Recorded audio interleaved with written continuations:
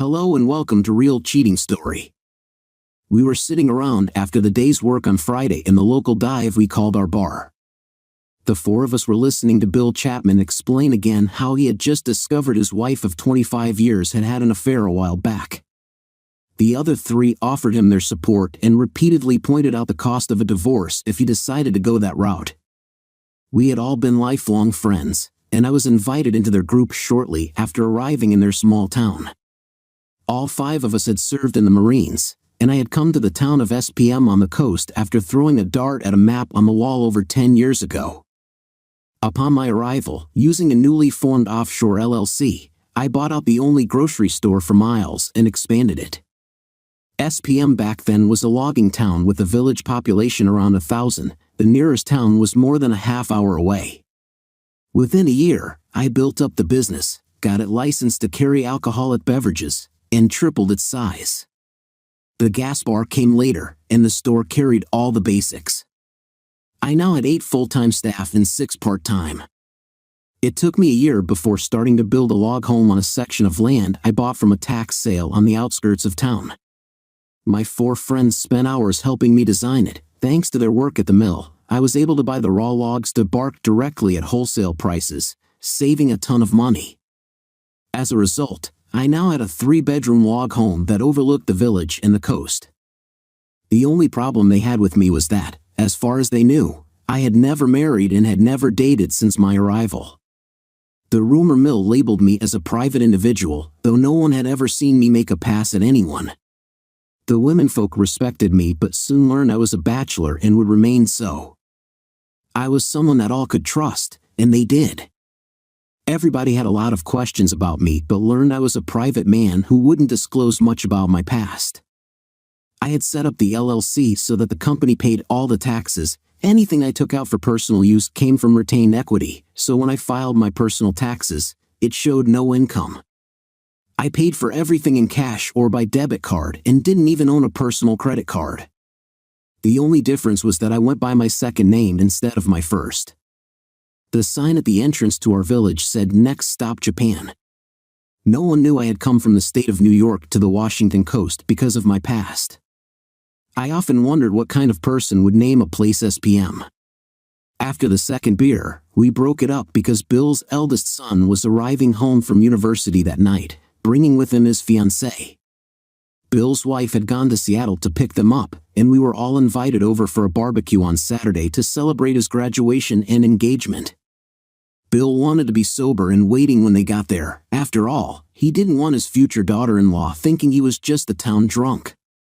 Stephen had been hired by one of the biggest investment firms in New York, so we all knew just how proud Bill was. I was the last to arrive as usual, fearing that one of my friends' wives would have brought someone along in their ongoing attempts to set me up. They treated it as a game because they were dying to know whether I was straight or not, and their curiosity only fueled the rumors. Connie, Bill's wife, saw me drive up in my old restored Ford truck, which I considered my pride and joy. "You've got to meet Stephen's girlfriend," she said. "She's a redhead. Jennifer is 22 years old and has 2 sisters and 3 brothers." I was struck by her the moment I met her. One look at her made it clear she was someone you wanted to know. "I wanted to warn you because we both know that when you see a redhead, you tend to get quiet and distant. I have often wondered if it was a redhead who scared you in the past, but I don't know because you won't open up about anything. Grab a cold beer before joining us in the backyard." After grabbing a cold bud, I headed out to their backyard to discover the whole crew was there with all their kids and a few extras. Stephen saw me and ran over to give me a big hug, thanking me again for the 100th time for covering the cost of his education. He led me into the crowd to introduce me to his girlfriend. When he called her name, Jennifer turned towards me, and my face went pale.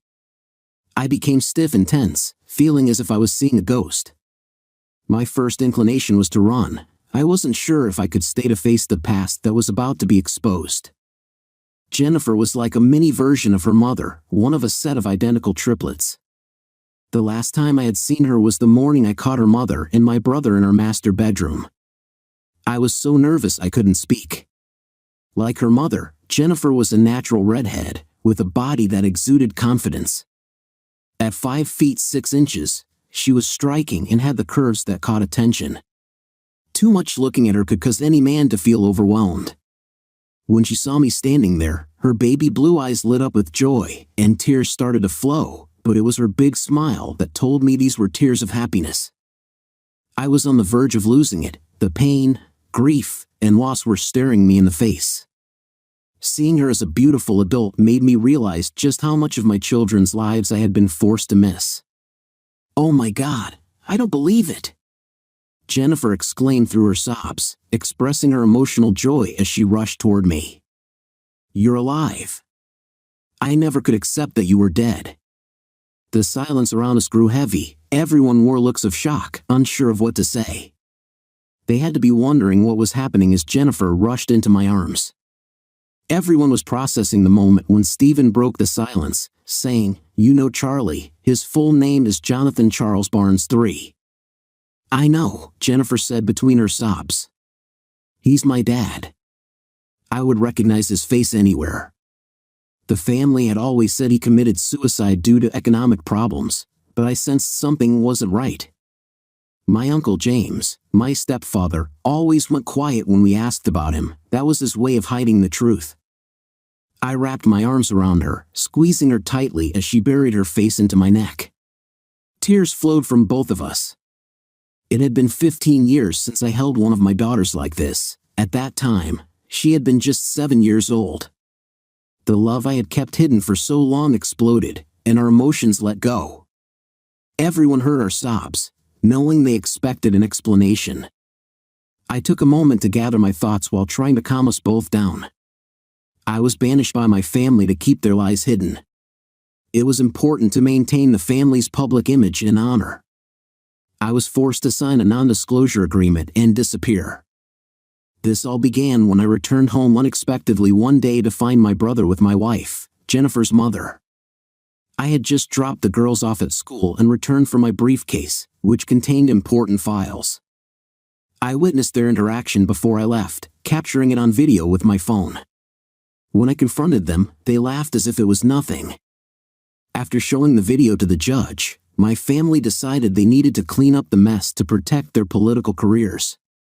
They believed my brother could marry my wife, which would benefit his ambitions. I said through tears that marrying a widow with 3 daughters would be an advantage for him. For over 15 years, I had been like a ghost in the family's narrative. If fate hadn't intervened, no one would have known the truth, I said sternly.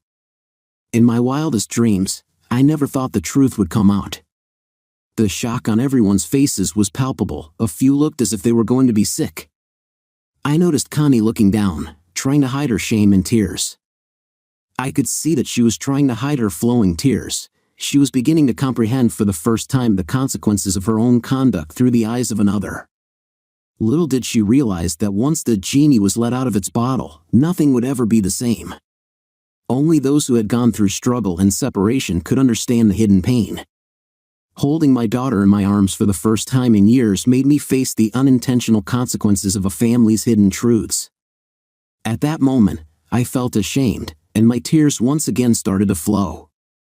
For me and my daughter, our mutual healing had begun. There were only 2 things that meant anything in life, according to my grandfather: money and power. The rest was just plain trivial. He had both. My first mistake was not going to talk to him after discovering the situation with my wife and my brother. I was emotionally distraught at that time. The judge was being considered for the Supreme Court, and a scandal would have ruined any chance he had. By the time I finished telling him what I had discovered, he had already begun scheming with his legal mind to resolve it in such a way that the events would never see the light of day. He watched the video, and to the end of his life, I had never heard him express so much frustration. His first phone call was to my wife's father, a senator from Maine. He explained to Raymond Thompson what I had caught and recorded, and I texted him the video file. Joan's father's anger made it clear he was not impressed. He said he would catch a private jet out. They both agreed that nothing would be done until the 3 of us talked it all out. Before making the next call, he turned on a program to record the conversation he was about to have. With a cold look of sternness, he called my wife. Listening to one side of the conversation, the names he used would have seemed comical if I hadn't thought of using them myself. He came down on her with the weight of a ton of bricks, making it clear that she and my brother had been acting immaturely. If this gets out, your father's career is over, and so is mine. None of this would be happening, Joan, if you had learned to make better choices. James's family and the mass media will eat it up, my grandfather said. The reporters will be claiming scandal on the front page. He put his finger over his lips to signal for me to be quiet, then put the phone on speaker. He asked Joan if her 3 daughters were actually mine. She said yes. My grandfather replied, "Well, how do you know for sure? Perhaps, since you've shown yourself to be untrustworthy, we should have blood tests done to confirm."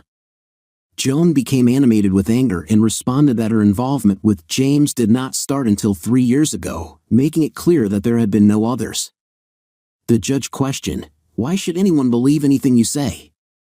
She pointed out that she was on birth control because she did not want more children, suggesting that James might not have been the only one she had been with. My grandfather then asked, "Do you love James?" She said, "I have always loved him, but it has now changed.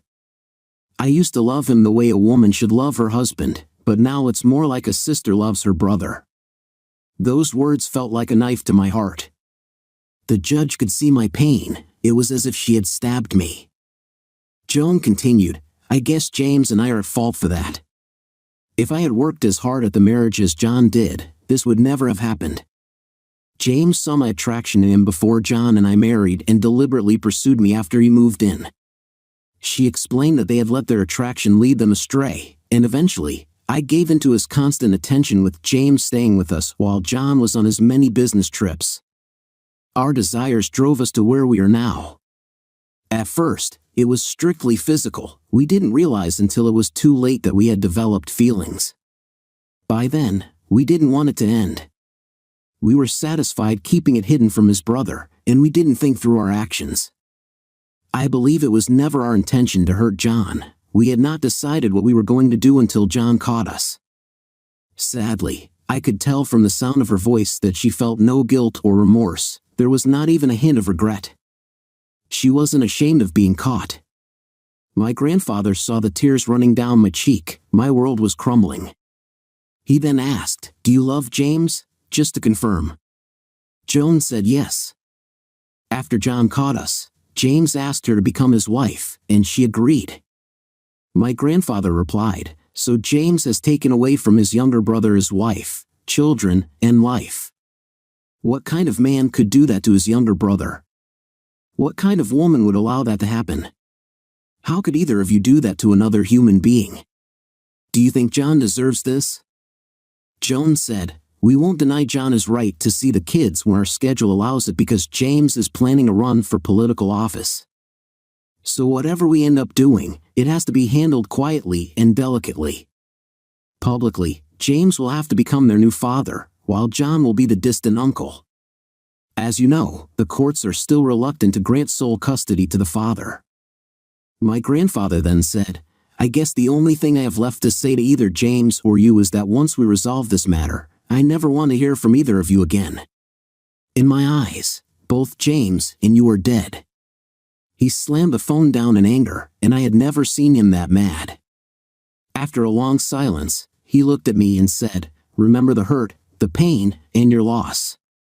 They have made it clear that you have been written out of their lives and your children's lives.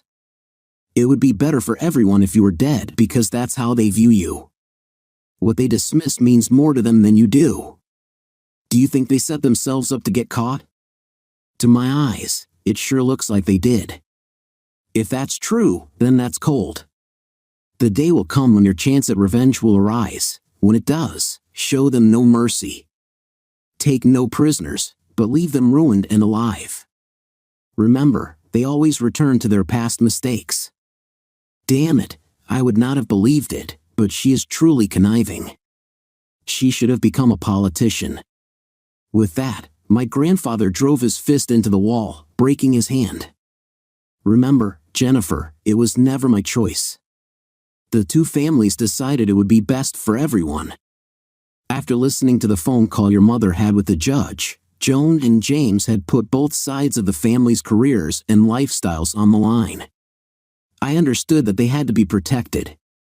I said, while still holding her in my arms, "I can play that conversation for you later, it will explain a lot. But right now, we need to calm down and enjoy the rest of this special day."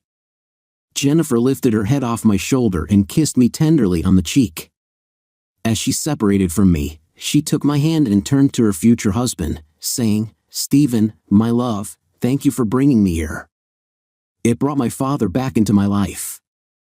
Dad, don't leave without talking to me, okay?" Kissing her gently, I agreed. The barbecue was back on. After gulping down the rest of my drink, I let out a big burp, and everybody roared with laughter. I heard Jennifer comment, "Now that's the dad I know." Bill and I headed back to get a couple of cold drinks. Jennifer was always close to Stephen, but her eyes were constantly on me. "You amaze me," Bill said. "Here I am, crying in my beer last night because of my wife admitting she made some poor choices. You sat there, not saying a word. Now I understand why. What you went through makes my situation feel minor. It gives me a whole new perspective on how you handled it. Are you willing to give me some advice?" I laughed and replied, "Make Connie go through marriage counseling with you. Tell her you need to understand what led her to make those choices before you can fully forgive her. Each session will reinforce the importance of understanding what happened." I noticed it when I explained why I hadn't seen Jennifer in so long. "Connie still loves you, that's why she feels so guilty. This period will allow both of you to bring closure, where healing and forgiveness can last. Oh, I approve of your son's choice for a wife." That made us both roar, I said as we returned to join the party. We had all pretty much cleaned up everything that Bill and Connie had prepared when Bill stood up, with Connie at his side, to get everyone's attention. Most of you don't know this, but our son Stephen graduated debt-free thanks to a private scholarship provided by our good friend and my son's future father-in-law, Charlie. Jennifer, welcome to the family. If you have half the character and wisdom your father has, my son is definitely a blessed man. Connie added, "Remember always, in your journey as man and wife, that you're only human. At times, there will be situations caused by the other that you feel can't be overcome." Bill and I thought we had reached that point, but we found some very wise advice as a result. We will be seeking outside professional help. Remember, it's easy to say "I'm sorry," but it's not so easy to move on without understanding why something happened. Never let your pride get in the way of your marriage. Everyone agreed and then proposed another toast for them. Later, as I made my rounds to say goodbye, Connie came over to me, planted a kiss on my cheek, and whispered, "Thank you for getting my husband to give us a second chance. We will be seeking counseling to try to work it out. My family owes you big time." I looked around for Jennifer, but she was nowhere to be seen. So I entered the house to head to the front door when I noticed the 2 suitcases by the front door. "I hope you're not leaving without me, Dad," my daughter said. "Steve agrees with me that since we are home, I should stay with you. It will give us a chance to get to know each other again. After all, we both expect my real father to be the one that walks me down the aisle." I lost it again. It was a hoot watching her drive the old Ford home. She had never driven a Standard in her life. I just watched while mentally figuring out the cost for a new transmission because she kept using the clutch as a brake, and her inexperience caused her to grind the gears. The double S-curve gravel driveway up the hill to my house blew her mind. She stalled out at least 5 times. It made me laugh, yet it was a simple memory I would treasure for the rest of my life. As soon as we got into my home, I started up the wood stove to take the evening chill off the place, then gave her a royal tour after planting her suitcases in what was now going to be her room. By the time we had finished the tour, she was in love with my log home. Each of the bedrooms was designed like they were all master bedrooms, each having their own bathrooms. The open kitchen with a pantry off to the side, the open floor dining room, and living room made the space appear huge, leaving the office, a half bath, and stairs at the very end. We had left the office or computer room for last so I could let her play the conversation my grandfather had recorded so many years ago. After listening to it, she asked if she could get a copy, so I copied it to a stick and gave it to her. I also copied the video of them together. She noticed that the files were originally made 2 days before my reported death. I left her there crying and grieving, knowing she was experiencing a whirlwind of emotions, from love to anger. The raw truth of hearing the voice of someone you care about, proving that everything they told you was nothing but lies, had to destroy one's trust and faith. I went into the kitchen, poured us each a glass of wine, and sat on the couch facing the window, watching the village lights below when she finally came out to join me. I noticed the puffiness of her tear-swollen eyes as she sat down beside me. I took her in my arms, holding her without saying a word. The glasses were almost empty before my daughter spoke. All my life, I've been told they drew closer as they grieved your death until they realized they had fallen in love, and then they got married. It was the biggest wedding that year in the state, Jennifer said. My own mother's voice proves everything they said about it was nothing but a lie. I still have difficulty understanding the coldness of both towards you. I wonder if it was done out of hate. Mother claimed she loved you until you died, and it makes me question if anything they said to us was true. It's going to take time for you to work it out. Heck, I still don't understand it all. Even worse, there may not be an acceptable answer to why. I replied, their marriage may not even be legal. If that comes out, James's re-election bid for the Senate will go down. I have a copy of the non-disclosure agreement I had to sign with the judge and your mother's father. It details what I had to do and why it had to be done. I will give you a copy before you leave. They took your children from you and changed our lives in ways we may never fully understand. She replied, it's like they were acting as if they were gods. The one thing I don't understand is why you let them. First of all, they manipulated me, I said. My grandfather believed until his dying day that they had it all planned. They counted on the fact that the rest of the family on both sides had too much to lose and would do anything to cover it up. Their family's own long-term conduct proved them right, so for your mother and my brother, there was no downside. As a result, they got to keep everything. My former business lost a lot of its reserved cash. My ex took the corporation public and converted my equity into shares to raise much-needed capital. It was out of sight, out of mind as far as the public was concerned. Both the judge and your mother's father transferred offshore money into a new LLC set up in my name only to help me start my life far away. I explained that Joan and James knew the family with enough money could find a way to make everything disappear. They banked on that fact, and time has proven they counted on it. So now, everything I do is managed through the LLC, which means I have no personal income to declare. This was done to make it harder for anyone to trace me. The International Corporation isn't a tax-free haven, and every income one draw comes from retained earnings. My computer room is where I manage the LLC and its many investments, which have done very well. I explained that my grandfather told me the day would come when the truth would come out, but I had to promise him that I would wait until it did. Only then would I be free. He said it would be the truth of what happened that would take the two of them down. Now that you know, when I walk you down the aisle, many will see my face. There's no way they can hide it. Their past will begin to unravel, becoming a very public scandal. The business here gives me the appearance of having a normal life. Our wedding is set for the 6th of August. They have already rented the hall, booked the church, and sent out the invitations. Grandfather Barnes was to walk me down the aisle, but when he hears about our conversation, he will gladly give up his spot for you. I want to have the information released the last Sunday before my wedding and have the search for your death certificate begin. I want those two to pay for what they have done.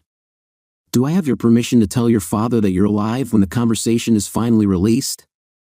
Yes, you can tell my dad, although I believe he might already know that I am still alive. The answer to the second question is quite simple. Your mother and I have not gotten a divorce. I replied, I may not be legally dead, so I am not free to remarry. In my heart, I could not deliberately allow my desires to hurt another. The price I had to pay was to lead a single life. The morals, principles, and standards I have would not allow me to be like them. I told her it had finally sunk in, because Jin's face showed surprise. For the first time, she saw the difference between her mother, my brother, and me. It registered in her mind that the difference was like night and day. "Dad, you have been imprisoned. They stripped you of your life and your children. They made it impossible for you to have a new family. You were put in a box and forced to play their games by their rules. You are free, but it's restricted just the same. Does that make sense?" "Yes, it does, but it was also my mistake because I could have refused to go along," I replied. Instead, I decided to put the needs of both families first. I left her and walked back into the computer room, pulled down a huge binder from the shelves built into the wall, and returned to her. I placed the binder in front of her and told her to start looking while I refilled our glasses. Jin was amazed. It was a binder filled with all her life memories, every announcement, every public appearance, every place she was in, copies of her report cards. I had captured everything I could in her walk of life. She was surprised by how much she had forgotten.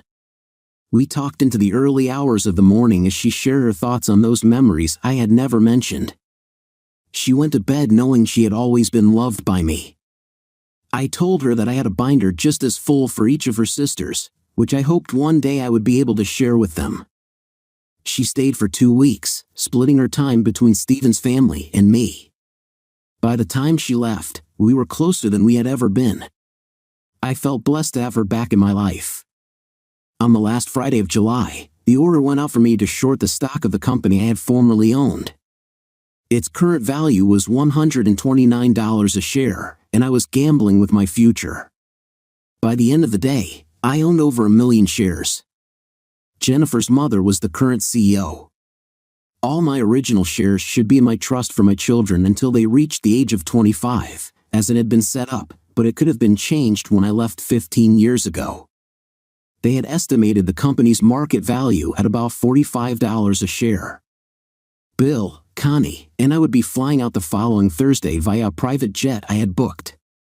Jennifer had kept her vow of secrecy but called me daily to keep me informed, using Steven's phone. My stockbroker had been instructed to continue buying shares each day until the 5th of August and only sell the shares that were bought at the highest value to cover the margins needed on that market day. The conversation between the former judge and my wife hit the airwaves Sunday morning, along with the video of Joan and my brother together. An online platform crashed because the video became that hot. The media picked it up big time. By the end of the day, there was an all-out search for my death certificate, or record of divorce, and any related documentation concerning the settlement of my estate. Questions arose about how I was supposed to have died. Had I been murdered? It was 7 o'clock on the West Coast when my daughter called, 11 p.m. in New York. She thought the news coverage was a blast. Her mother and stepfather were in panic mode. Jennifer's sisters, Judy and Joe, had been trying to get clarification from their mother about it all, but Joan and James were refusing to answer any of their questions. One of the questions they asked was, "Is our father still alive?" Jennifer then said the second bombshell would be released overnight. Those who had read it said it appeared that I had been made to disappear with James and Joan Barnes' direction. The accounts and funds the family promised me seemed to have been sent to non-existent entities, raising suspicions that I had been set up for harm. She then said she would call my father into his office and hand him the cell. I could hear his office door close as my father said hello. I responded, "Hello, Dad." "John, is that really you?" he asked quietly. "How are you, son?" "Yes, it is. I'm good. Jean can fill you in." "How is Mom? How much do you know?" I responded that we learned about the situation about a week after the news of your passing and why they felt it was necessary. We're a bit older now, but we're both doing quite well, all things considered. You'll be proud to see how well your daughters have turned out. But tell me, how did Jin figure it out? My dad asked. She found me by chance. It turns out her intended is the son of a good friend. His family hosted a barbecue to introduce her and celebrate his graduation from university. When Steven brought me over to her, she recognized me right away, and we have been in contact ever since.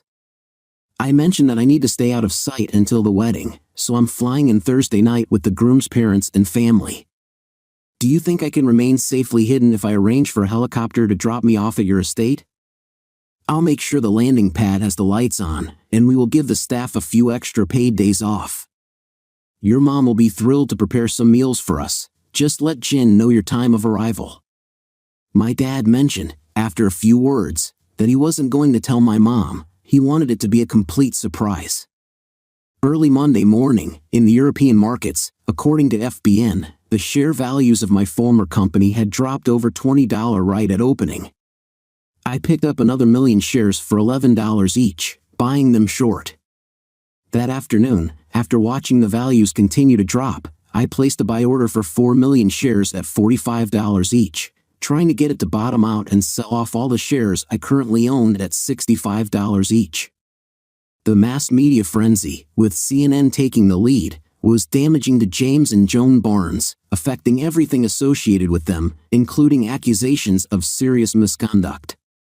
James Barnes, being a Republican, allowed CNN's Anderson Cooper to speak out passionately, taking full advantage of the situation. CNN's ratings soared, and they had a large group of reporters stationed at their front gates. Based on what the mass media had uncovered, the FBI announced an investigation into my disappearance on Thursday morning. My former corporation announced that their CEO, Joan Barnes, had accepted a buyout. Everyone knew she had been forced out as her association with the corporation was harming them. The stock share value began to stabilize at $35 a share on Friday afternoon, and the stock began to climb. However, personal problems for my brother James Barnes began to unfold. He was now facing a Senate ethics investigation, and there were hourly calls within the Senate and the media for him to resign. In his only public appearance, he reiterated that he and Joan had become seriously involved only after my reported passing, and that the conversation between the former judge and his wife must have been fabricated. The video of them together had to have been created later. CNN announced they would conduct a voice audit to verify the voices of both parties in the conversation. They uncovered a recording of James publicly stating that I had committed suicide and pointed out that, to date, no death certificate had been found. On Friday, Jan's father announced his sudden retirement from the Senate due to ongoing health issues, and his daughter's long-term conduct had contributed to his decision. The shares of my former company closed on Friday at $59. My purchase of the shares at under $45 was confirmed at dusk on Thursday night. As the helicopter began its descent, I could see my parents walking out of the back of their house to greet me. After the pilot shut down the engine, I got out from underneath the spinning blades and picked up my suitcases. Once I cleared the rotating blades, I straightened up, allowing my mother to see my face. My dad had to support her as tears and shock overwhelmed her. It had been over 15 years since I had seen them. Mom kept crying, saying, "My baby has come home."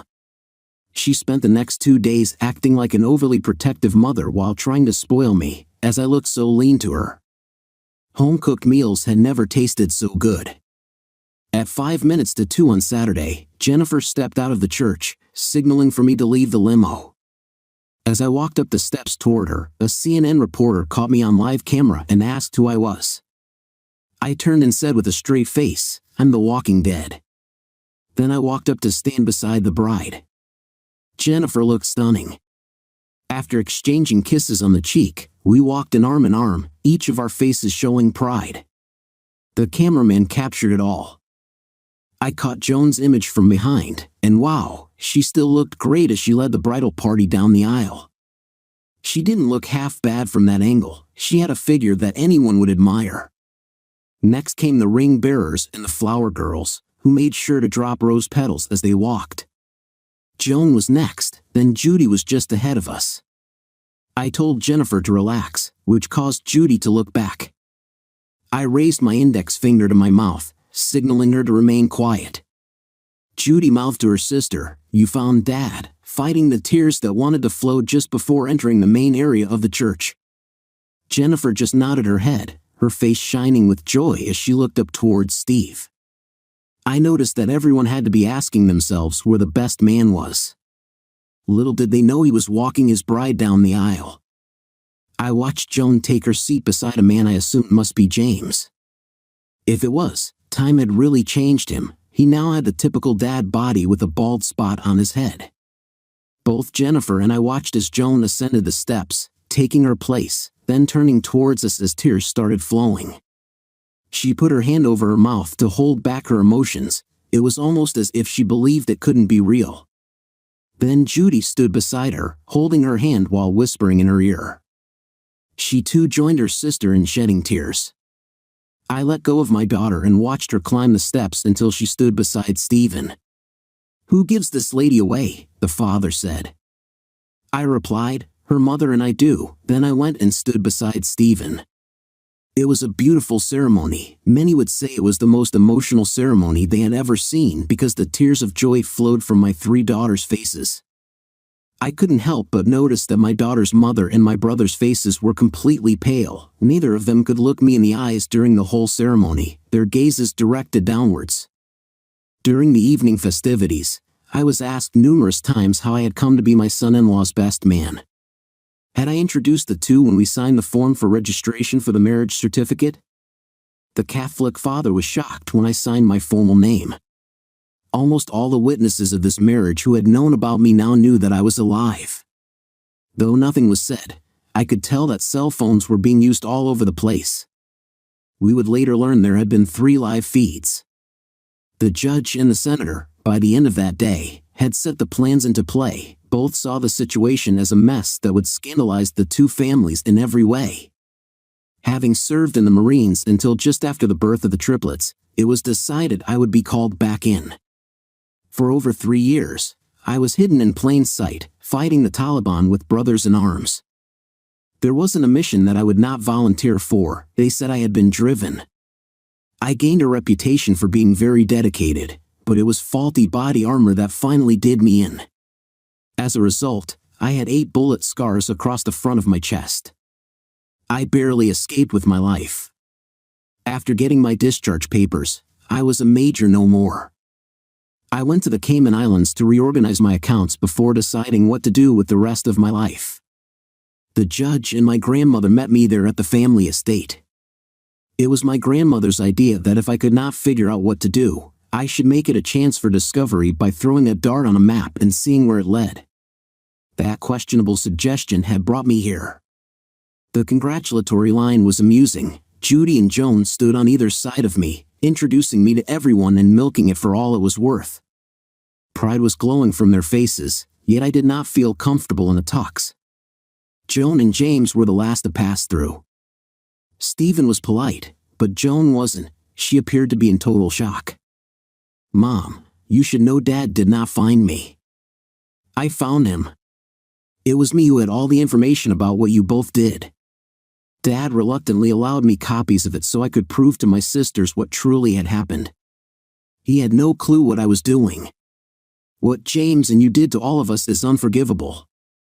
I decided it had to be set straight. I had to prove he was not the failure you both made him out to be."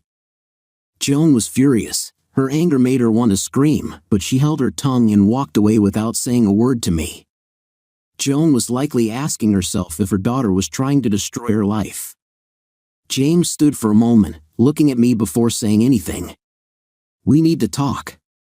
We need to work this out," he said softly, trying to figure me out. "Working on that as we speak," I replied. But I was there listening via speaker when the judge and Joan talked. I responded without offering my hand. James looked at me in shock, as if he had no clue. "I will show you both as much consideration as you showed me, which we all know was none. You made your bed, now live with it," I said in a stone-cold voice. "I'll enjoy watching the fallout." We stood there watching the couple as they headed out the door. My 3 daughters saw a big smile on my face. Steve said, "Oh, something's up." I just laughed, knowing that as soon as they got off the church steps, the 2 of them would be served. Joan was being served with divorce papers on the grounds of adultery, and James for alienation of affection. It would be captured by the mass media. Again, the nightmare for them was going to get a lot worse. It was time for us to get to the park for the pictures for their wedding albums, so the bridal party climbed into a big limo. On the way over, while sharing a glass of champagne, Jennifer explained everything to her two sisters, who were holding onto me tightly. They were surprised to learn that Jen had stayed with me for 2 weeks while she got to know her in-laws. My 3 daughters had grown up to be very beautiful ladies, and they made me proud. Jennifer explained how we had gone through all the things I had collected about her throughout the years. She said she got the impression that I knew more about her than she remembered about herself. Then she added, "He is one on each of you just as thick." It proved to me, Jen said, that he never stopped loving us. The only awkward moment during the photo shoot was the one with all the parents, all 5 of us. We got around it by having Connie and Bill between the rest of us, but they could not get 3 of us to smile. James and Joan were not in a good mood, their world was collapsing fast. My identity was now out, and the mass media was having a field day. "The Walking Dead is alive," became the mass media cry. Everything they thought they knew was being rehashed, like the Democratic media always did. Everything was being taken to the extreme. The bridal dinner was over the top. Then it came time for the toast. As the best man and father of the bride, I threaded it with tact. I explained honestly how, thanks to his good parents, who I considered best friends, we had developed a close bond and that I saw him as the son I never had. I went on to explain some of the comical situations we put ourselves in and how they had drawn us closer. I admitted that I was taken by complete surprise when he introduced me to his bride. I finished it off by saying I hoped they had the wisdom to catch on to and hold on to all their dreams. My mother's face glowed with pride when Stephen stood up. I almost lost it. He started out by saying it's rare that a groom can say that his father-in-law is his best friend. Jennifer's father paid for my post-secondary education and has advised me through a lot of rough times. It was a shock to us all that day in June when I discovered that John was Jennifer's real dad. I'll never forget my own father's words when he said I had to be a blessed man to have Jennifer becoming my wife. To both of my fathers, I want to say thank you for making me the man I am. When the bride and groom started their dance, they owned the room. To this day, I have never seen a more beautiful bride. Judy and Joan kept me on the dance floor, both wanting to share as much time with me as possible. Outside of my mother, they controlled all my time. The master of ceremonies came out on stage to announce it was time for the bride and her father to dance. Before we do that, with the bride and groom's approval, I would like to give General David Bloomberg the mic. The general stepped forward and said he was here to give 3 medals to Hard Hat Charlie. I had to laugh. Hard Hat Charlie was a major in charge of a platoon of SEALs. He said they had gone into a mission that is still classified today, only to learn upon arrival that it had been an enemy trap. Our intelligence about the situation had been totally wrong. The 2 platoons sent with them were also trapped. They were surrounded. When under review of the botched mission, it was said it was like a modern-day Custer's last stand. After 2 days of heavy fighting, with our forces near exhaustion, word came down the line to load up their bazookas to the max and pass them down the line. An average Marine can carry one of them with all their gear. Hard Hat Charlie had taken off all his clothing and gear. He had nothing on but his bulletproof vest, his helmet, boots, and his underwear. Everybody roared.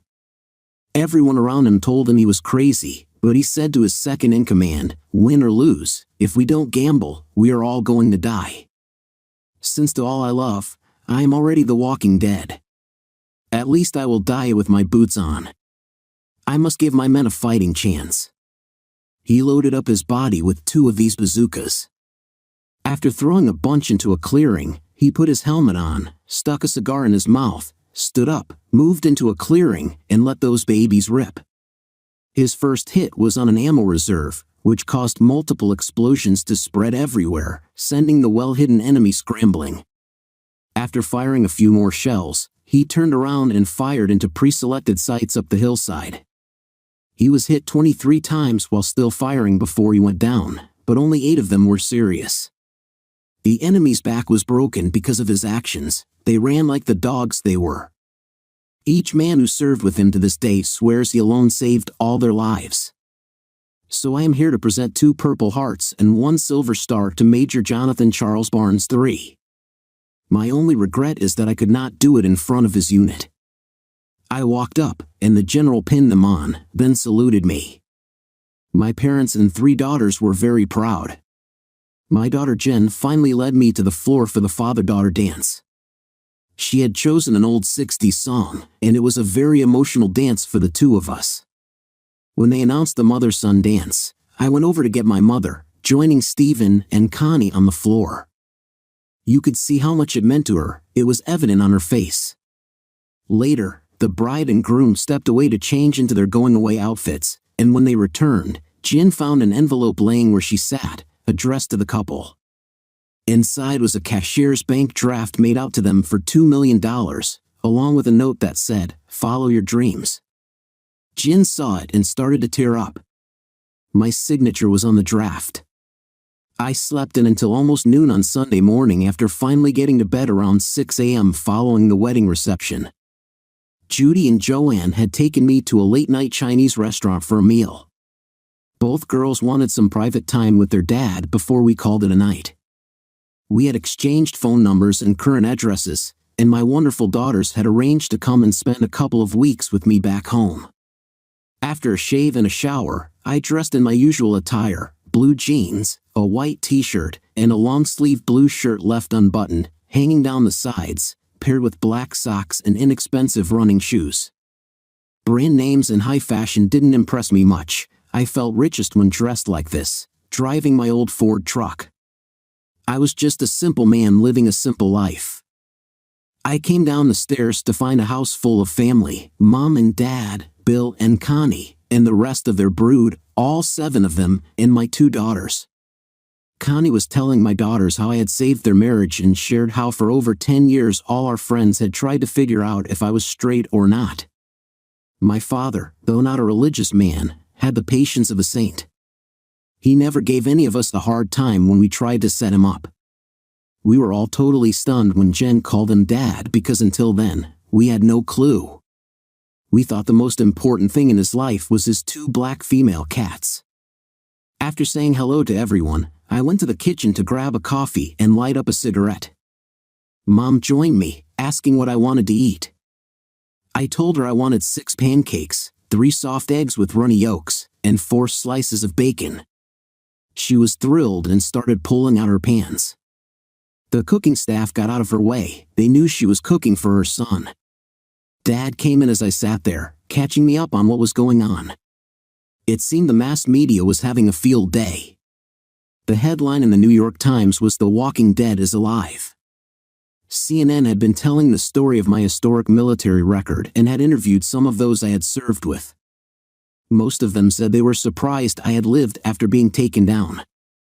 My dad had to laugh when one of them remarked that the one thing you never said to Charlie was that it couldn't be done, because he would always find a way to do it. He seemed to enjoy getting his superiors frustrated. As a leader, he would only push his team as much as he pushed himself, and under his direction, we all became better men. It turned out that Joan was married to 2 brothers, with no record of a divorce. I had to have been one of the longest publicly known individuals in a complicated situation. They said that Senator James Barnes had paid a high price when he got involved with her. I couldn't hide my smile. CNN had an afternoon special promoting that lifestyle, and feminists were cheering her on, praising her for the choices she had made. But even their comments were being criticized. A news crew had been sent to interview people in our little town, and most had nothing but good things to say. It was amazing how things escalated just for a few minutes of fame. Dad laughed and said the media had blown this up and really made a mess of it, the way they mishandle things. By the time this is done, the country will think you're a saint, and you won't have even said a word. Both Joan and James are in a tough spot. I got up and refilled my coffee just before Mom brought me my plate, then sat across from me, watching me eat. She was still working up to the point where she could accept that the baby of the family had come home. Dad said, "Joan mentioned that your brother is claiming he had no knowledge of what Mom said to the judge because he had gone looking for you. Do you think that might be true?" "Who knows?" I replied. "We know that for 3 years, she was involved with him behind my back. There's no way we as humans can remember everything we said or didn't say. They must have discussed the consequences of being caught and what they would do if that happened. Your mother felt secure enough to say what she did that day. She was mentally prepared for what unfolded, and her choice of words proves that. Either way, they expected the family would handle it. The two of them used us all. Oh God, Joan said, you looked at it not in a personal way, but in the way it affected everyone in the circle around them. That paints a different picture. So, who worked it all out, Mother or James? James has never been a leader, even in the Marines. He played it safe. Your mother and I are both go-getters willing to take risks, so it had to be her, I replied. Jennifer told me that your gift last night, if managed properly, would set them up for life. She wouldn't tell me how much it was, but she asked me to tell you that they are investing it for 5 years because they don't want to end up in a situation where they just squander it, Joanne said softly. Just so you know, the threads of what was done are just beginning to unravel. No one knows what will come in the end. You never know until it's revealed what people with money and power will do. On Saturday, your mother was served. It's time we got divorced, I said. Your sister is being very wise. When your sister and you get married, you will get the same amount, Joan replied. When did she receive the papers? Joan asked. The moment she left the church. James got served too. I'm suing him for alienation of affection. Either way, it's complicated. I got the family trust frozen because I am not dead. Everything in it will be dissected by the lawyers. If they put their own money in because of what was done, I may get theirs too, I said. James will have to pay a few million to settle the suit, Joan said. Joan looked at me without speaking for a moment, then said, the house they're living in is owned by the trust. I think everything is. They may be in a tough spot. It's a mess, that's for sure. I feel sorry for us all. Lawyers are going to end up taking a lot, regardless. This was done to protect those who no longer need protecting. Sadly, it's always the innocent that get hurt. I noticed Judy had been listening to the conversation and seemed to have something on her mind. When she asked if she could talk to me privately, I wasn't surprised. With Dad's permission, we slipped into his office. Dad, Judy said, I've got a female friend whose ex-boyfriend has been abusive in the past. She has court orders against him, and he has been jailed a couple of times. He's set to be released again next week, and we're both afraid he's going to come after her again. She's an RN I work with, and we share an apartment.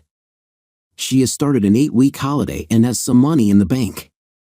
Mentally and emotionally, if it wasn't for her work, she would be a complete wreck. She needs to be in a spot where she feels safe and secure. I think she needs to get away. She was at the wedding last night, and for the first time in a long time, she showed a lot of interest in a man who she said carried himself confidently. Would it be okay if I introduced her to you? Of course it is, but you know we fly home tomorrow.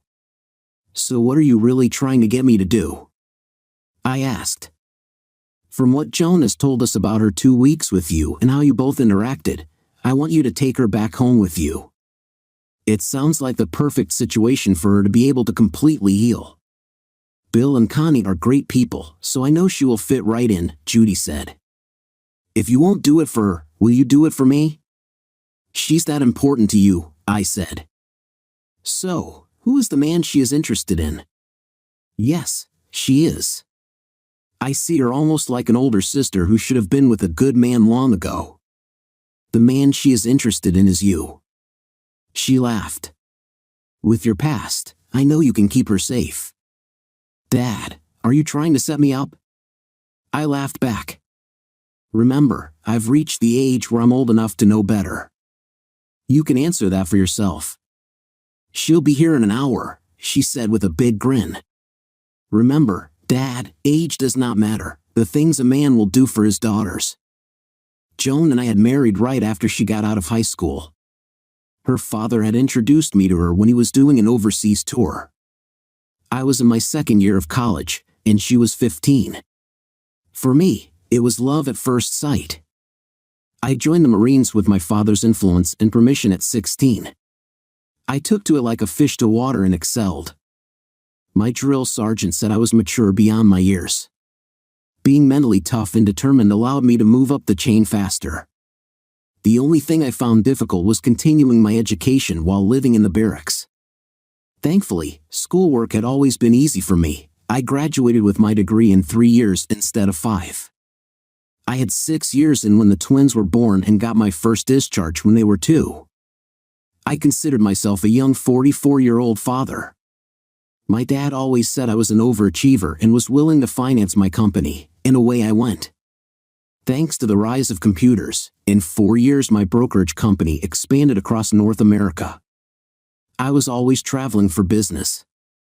I must admit that I was a bit too hands-on. Dad and I were in the backyard shooting a few hoops when Judy came out with her friend. As we watched them walk toward us, I noticed Judy's friend had long, natural blonde hair. "She is a wonderful figure, just like your mom," Dad said with a chuckle. I appreciate when they're built for comfort rather than speed. I learned that Barbara Ellen Patterson was 33, had never been married, and had grown up in a small town in Ohio. She was 5 feet 9 inches, which made her 3 inches shorter than me. She had broad shoulders and could play a great game of hoops. She and my dad made quick work of Judy and me after a couple of games. The ice was broken, and we began chatting like old friends. After talking for a bit, I excused myself and went into my dad's office to make a few phone calls. I finally opened the door and called for Barbara and Judy to come in. I told Barbara that I had one of the directors of the local hospital on the line who wanted to talk to her. While she spoke with him, Judy and I went out into the hall. "What's going on, Dad?" Judy asked. I replied, "She's being offered a full-time position in the emergency department starting in a month, if her references check out, which, based on what you've told me, I assume they will. If she accepts, she can catch a ride with me when I fly home tomorrow and stay with me until she finds a place. It will be up to you to help her sort out anything she can't take with her. The pay won't be as high, but the cost of living is lower." Judy hugged me and gave me a big kiss on the cheek. "Thanks, Dad. I knew you would come through. I had discussed this with Joanne, and she thought you would too. You have made it possible for her to finally put the past behind her. Thank you for helping her move forward." Barbara accepted the position, and the change that came over her was amazing. Her true, warm, and loving nature began to shine through. It was a joy for all of us to see. My dad, being a lawyer, drew up a power of attorney which would allow Judy to act on Barbara's behalf. I suggested to Barbara that she set up a new email account and share it with everyone she wanted to keep in contact with, informing them that she would send her new phone number via that account and keep them updated. Within a week, Barb, Judy, and Joanne were thrilled. They rushed out the door to help Barbara prepare to go. The plane took off at 4 o'clock and landed at port just before 8. Connie and Barbara bonded on the way, while Bill and I talked about how impressed he was with my parents and my daughters. He advised me to be careful because Barbara was the kind of person who valued commitment. The stock value of my former company was now at $13. Tomorrow morning, CNN would receive a sealed envelope containing my death certificate and the location of my grave. It was just after 9 p.m. when we arrived in SPM. I drove by the small hospital so Barbara could see where she would be working before heading back to my home. The farther we got from the East Coast, the happier Barbara seemed to be. As I drove the truck up my driveway, I realized I needed to get a second vehicle. SPM's population was now about 3,000 and was evolving into a small tourist town. Seeing my home for the first time, she said, "I haven't been in a log home since I was a small child." Before taking her luggage, we walked out to the front yard so she could get a view of how my home looked over the village below, with the log mill, the boats in the docks, and the endless view of the Pacific Ocean. It was a postcard image, and she was in love with it. I told her that dusk would come between 9:30 and 10. As we entered the house, I told her she was the second person I had ever had stay in my home.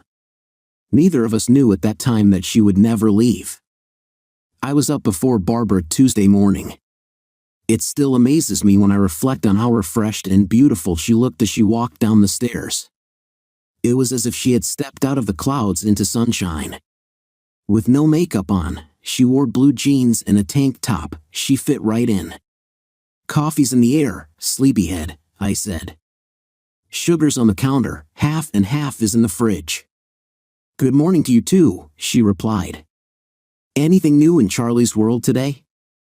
"Let's turn on CNN and find out," I said with a smile. I flicked on the TV with the remote.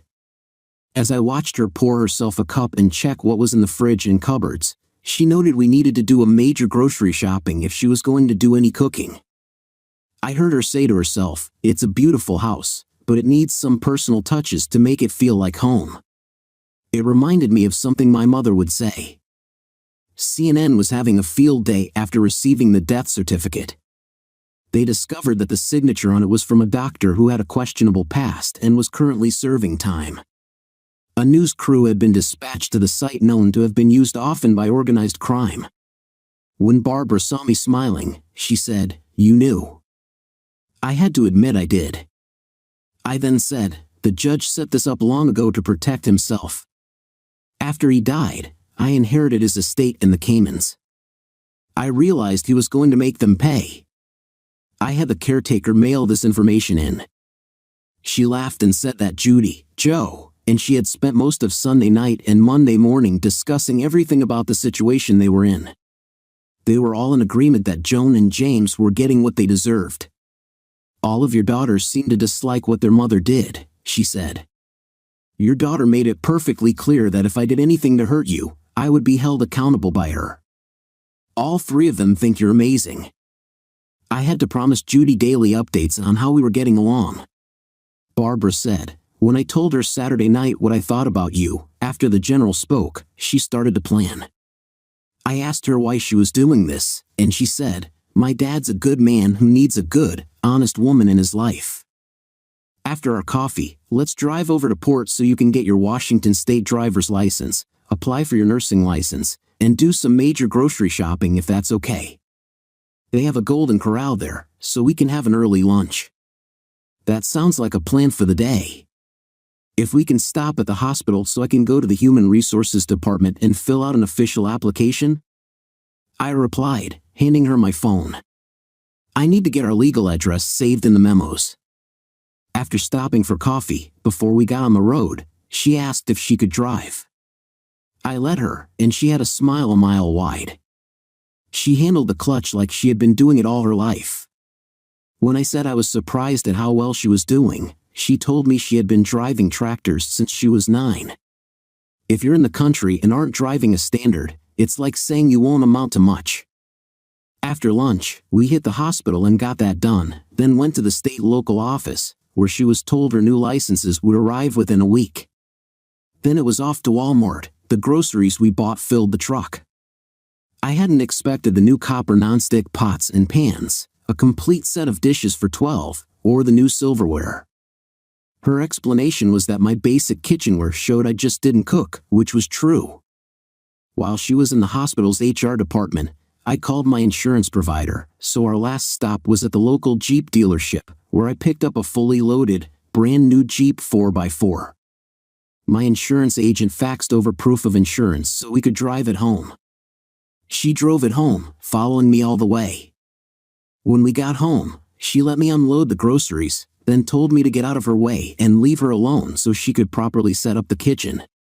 As soon as the dish soap was unpacked, she used it to wash down every cabinet before unpacking a single thing. It was as if she was setting up a new house. I watched her in amazement as she organized the kitchen, making it her own. I should have seen the warning signs, but I was oblivious. I went into the living room and turned on the news. If it wasn't so sad, I would have laughed. They had found my grave site and were asking if I was alive or who was buried there. It would take the FBI to answer that. I heard Barbara's cell phone ring and listen in, gathering that it was Judy getting an update. I yelled, "Tell Judy you haven't assaulted me yet." Barb responded, "Your daughter says you can be a real pain." I laughed, knowing I was too old for her, and that was that. It was almost 10 before she was done. To celebrate, I poured us both a large glass of homemade blackberry wine and watched the twinkling town lights below until we went to our separate beds. I awoke to the smell of bacon being fried. When I came down, the coffee was made, and Barbara was wearing a homemade full-length house coat with a matching nightgown. I commented that it was hand-stitched and asked how long it took her to make it. She said, 2 months. How did you know? I replied, because you can't buy that quality in any store. She smiled and said, I like a man who notices little things. Breakfast was almost ready, 6 pancakes, 3 eggs, and 4 slices of bacon for me, with warmed pure maple syrup. I asked how she knew that was my favorite. She said, your mother told me, but you can place the eggs on your own pancake. She laughed. So what else did my mother tell you? I asked. She smiled, saying, that's for me to know and you to find out. I smiled to myself. I could get used to this. I told her I was going to check in at the store and pick up the plates when I paid the taxes on the Jeep. She said that was fine because she had found the tape measure in my toolbox in the pantry and was going to measure for blinds and curtains. Before I left, she gave me a kiss on the cheek and said, just remember dinner is at 6 and always will be when I'm not working. Then it hit me, she was trying to make this a home, not just a place to sleep. I returned at noon and put the plates in the Jeep before heading inside. Barbara told me the good news. The FBI was digging up my grave site that very afternoon. We both wondered what they would find. It had been discovered that my death certificate had been issued the day before I had re-enlisted. CNN was carrying it live. I received a text from the lawyers asking me to call. It turned out that Joan wanted a quick divorce, with the trust situation dealt with separately.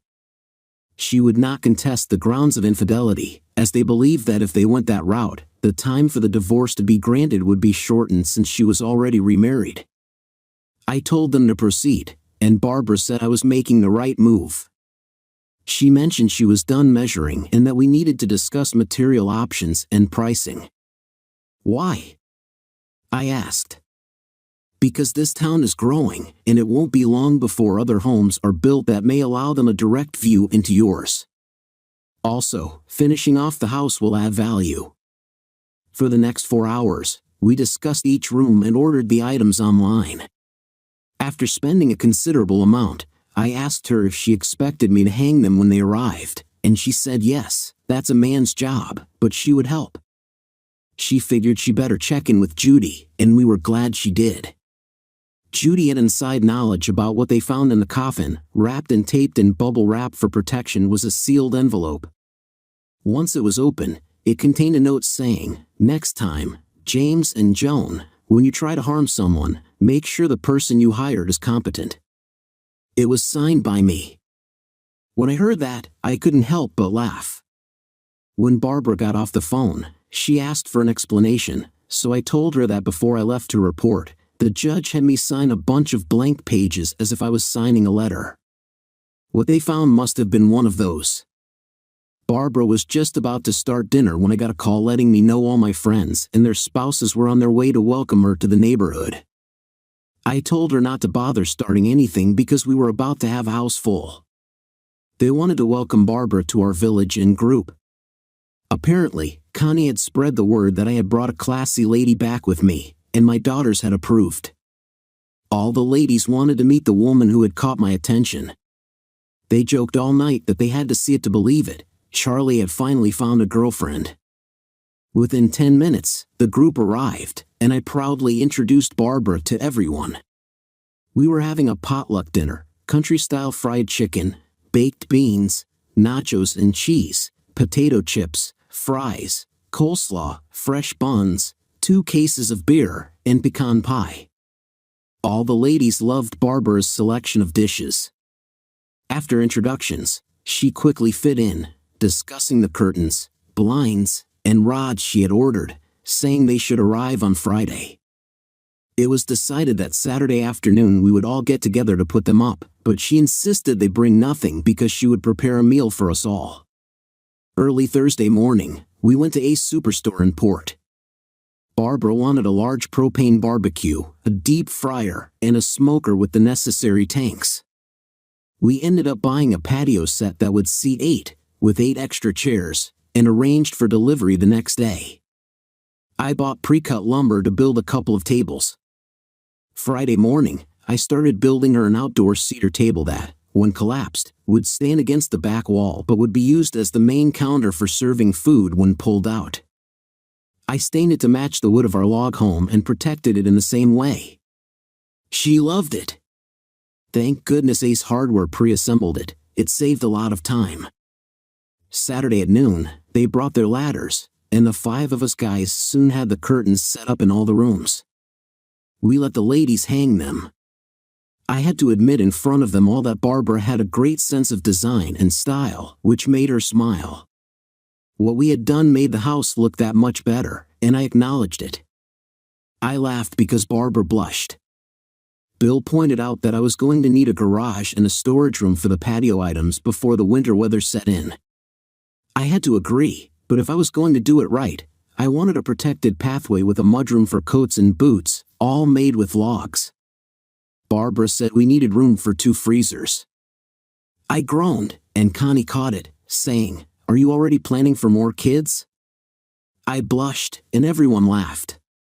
"Poor Charlie, he's already henpecked and doesn't know it," Connie joked, and everyone roared again. Barbara had smoked and slow-cooked 20 pounds of ribs, made a huge potato salad, and prepared a quick shredded pickled cabbage relish and a regular salad. It was a hit with everyone, so all the ladies had to find out how the cabbage was made. To reward her for all her hard work, I made her breakfast on Sunday. Then, with friends, we took a cruise up the coast.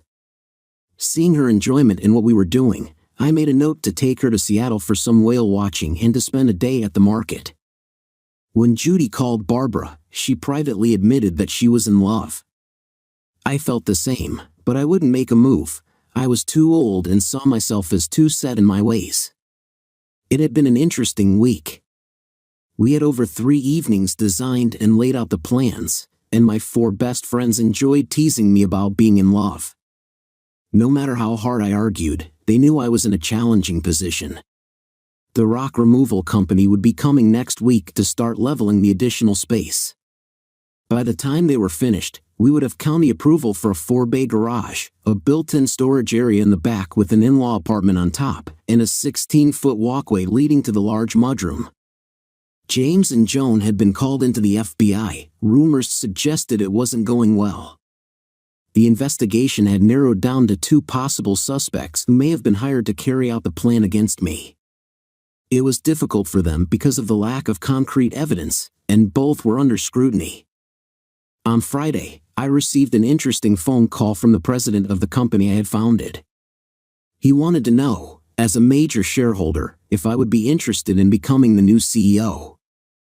I asked if I could have a week to think about it, and he agreed. Somehow, the news leaked out, causing the shares to rally, rising to $139. Then, late Saturday, a very loud thunderstorm rolled in. I didn't realize it, but it would change our relationship forever. The storm hit in the middle of the night while I was lying in bed, listening to the heavy rain on the metal roof. Suddenly, my bedroom door opened just as a huge flash of lightning illuminated the room. Barbara walked in, wearing a slim, almost sheer nightgown that barely covered her. She was a sight to behold, her silhouette framed by the lightning. I pretended to be asleep as she pulled the sheets back and crawled in beside me. Her body trembled in fright, with the next thunderclap echoing off the walls. She pressed tightly against me. I could smell the sweet scent of fresh soap from her shower, with hints of lavender filling the air. The closeness was overwhelming. Turning sideways, she slid her leg over mine, wrapped her arm around my chest, and laid her head on my shoulder. I hadn't been this close to a woman in years, and I was a nervous wreck. As she raised her head to kiss my cheek, I turned toward her, and our lips met. A gentle kiss turned into a slow, lingering exchange, fueled by our emotions. It became a night of wonders and whispers, as we made up for lost time. It wasn't just a physical connection, we were truly making love. In the afterglow, we admitted our feelings for each other. It was almost 10 a.m. when hunger finally compelled us to get out of bed. I went down to brew some coffee, dressed only in my pajama bottoms. While waiting for it to brew, I called my daughter, Judy. "Dad!" Judy exclaimed, surprised. "It's good to hear your voice. I have to ask you something. What did Barb say to you during Jin's wedding?" I replied that the moment she saw you in the wedding party, it was love at first sight. The more she learned about you that night, the more she felt her feelings were real. She watched you all night, and ever since your return home, she's been on cloud 9. "Whatever you plan to do, don't hurt her," Judy said, concerned. I chuckled and said, "Just between us, she slept in my bed last night, and this morning, we admitted we're in love." Judy got emotional, so I told her I would let her go and talk to her later. The coffee was almost ready, so I cleaned the French press and warmed our cups. Just as I finished, the doorbell rang. It was FedEx with a special delivery for my lawyer, my divorce certificate. The court had waived the waiting period due to extenuating circumstances. I was officially free. Barbara was coming downstairs, her face glowing with happiness. Her cell phone rang, and she answered. Within seconds, she burst out laughing. After a moment, she ended the call. "That was Judy," she said. "She had a question for you." "Oh, and what was that?" I asked. "She asked if it was okay if she started calling me Mom," Barbara replied, giving me another kiss. "You just had to tell her, didn't you?" I laughed. Barbara said, "I had to make the first move because you never would." She was right. I had seen myself as too old to fall in love again. I poured us both our morning coffee and walked over to the kitchen table. After mixing mine the way I liked it, I grabbed Barbara's cup as she headed toward me. When she saw the letter from my lawyer, she picked it up and read it. The second page was the certificate. She looked at me, tears of joy in her eyes. I got up and held her in my arms. "Is it time for you to meet my parents?" she asked. When I said yes, she called her mother to ask if they still did family gatherings on the family farm during Labor Day weekend. When she said yes, she told her that she would be coming home for it, and her mother was thrilled. Instead of having it on Monday, she explained that they would be gathering on Saturday because others had plans for that Monday. Judy and Joanne were both out before the end of summer, and we spent one day going through their binders. Both daughters and Barb were surprised by how much I had documented about their lives. We flew into Cuyahoga County Airport, where we had a rental car waiting. After settling our luggage, we booked ourselves into a Holiday Inn. It was a beautiful September day, and the plane was scheduled to pick us up the following Tuesday. Barb hadn't been home in 2 years, but she warned me that both her father and 2 brothers had served in the military, and since I was the first man in her adult life she was bringing home, I would surely be put to the test to see if I was good enough for their only daughter. The next morning, she drove us to the farm. We arrived early, and I figured this because we were the 3rd vehicle in the yard.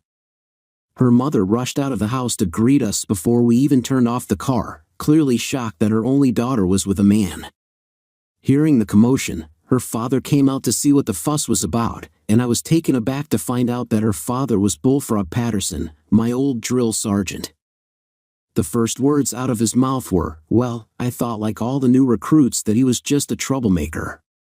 "Barb, what are you doing with this guy?" He laughed, holding his hand out to me. "He cost me over $1,000. I was supposed to break him and get him to drop out, but instead, he excelled despite me. He became one of the best Marines I've ever trained." I couldn't help but smile. "Bullfrog," I said, as Barb and her mom looked at me in surprise. I wanted to have a serious talk with Barbara's father because I wanted to ask for his daughter's hand. I had no clue he would react that way. "Are you serious?" Mrs. Patterson asked. "Yes, ma'am, I replied firmly, noticing Bullfrog's smile grow wider. You've got it.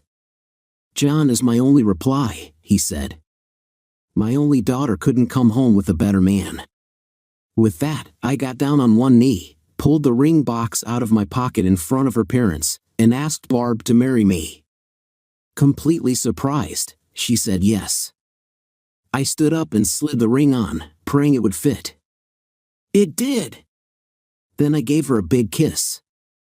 After a round of congratulations and warm welcomes from her parents, her mom said, "Let me grab the keys to the truck, and we'll do a quick run for beer. It'll give us a chance to talk." Barb's mom was emotional for two reasons. Her daughter had come home with a man her father approved of and had gotten engaged right on the spot. Our first stop was the local Legion for a couple of drafts. Bullfrog asked if I had finalized my divorce, and I confirmed that I had. I explained how I had met his daughter and how our relationship developed. He knew I came from a good background, so he didn't need to pry. He introduced me to everyone proudly as his future son-in-law. Someone asked how he got the nickname Bullfrog.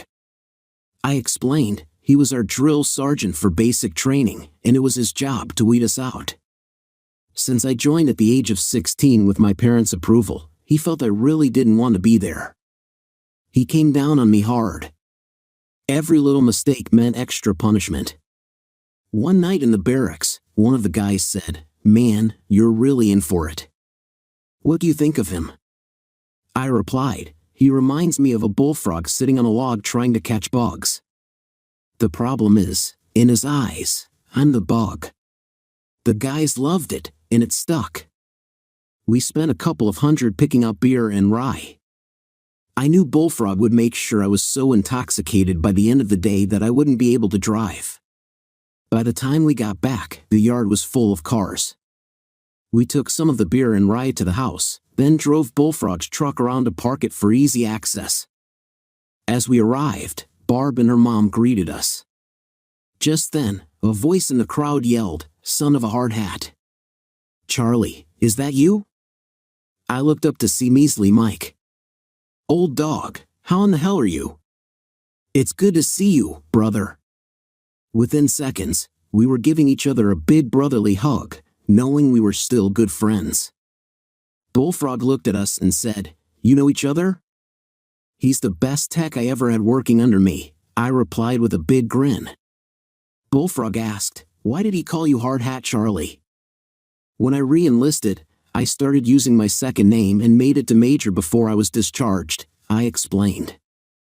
"I got that name from my SEAL team during what would end up being my last mission."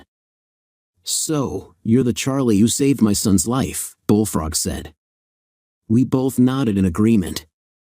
Barb walked up, stood beside me, and whistled to get everyone's attention. She introduced me to everyone as her boyfriend and then said, "My mother has something to say before we continue with the party." Turning to me, she whispered, "I'm keeping the keys because if I know my dad and brother, you're going to be too intoxicated to drive." Barb's mom, Gloria, spoke up.